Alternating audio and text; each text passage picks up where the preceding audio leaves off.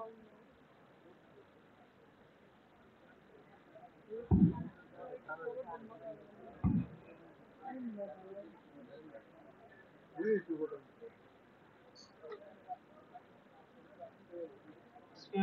এই যুব সমাবেশে উপস্থিত যুব ক্রীড়া মন্ত্রণালয়ের কর্মকর্তাবৃন্দ এবং যারা আমাদের উন্নয়ন ইনস্টিটিউট এবং যুব উন্নয়ন অধিদপ্তরের বিভিন্ন ট্রেনিং গ্রহণ করেছেন সেই যারা যুবরা আছেন এবং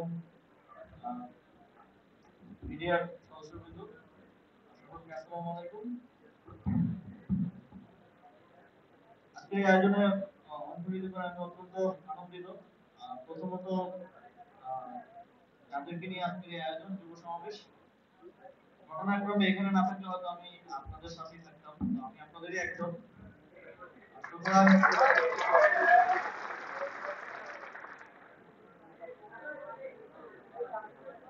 আপনাদের স্ট্রাগল কিংবা আপনাদের স্বপ্ন, সেটা আমারও স্ট্রাগল, আমারও স্বপ্ন, আমিও এই অভিজ্ঞতার মধ্য দিয়ে এসেছি। আজকে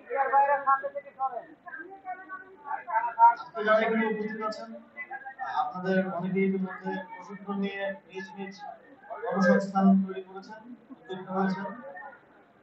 আপনারা দেশের ইকোনমিতেও কন্ট্রিবিউট করে যাচ্ছেন এবং নতুন কর্মসংস্থান সৃষ্টিতে গুরুত্বপূর্ণ অবদান রাখছেন। সেজন্য আপনাদের সবাইকে বিশেষভাবে অভিনন্দন জানাতে চাই। আমরা যদি পৃথিবীর ইতিহাসের দিকে তাকাই, প্রত্যেকটি দেশের গুরুত্বপূর্ণ পট পরিবর্তন এবং ভাগ্য পরিবর্তনের সাথে তরুণদের ঐতিহাসিক অবদান রয়েছে। বিশেষ করে বাংলাদেশের প্রত্যেকটি ঐতিহাসিক পট পরিবর্তন এবং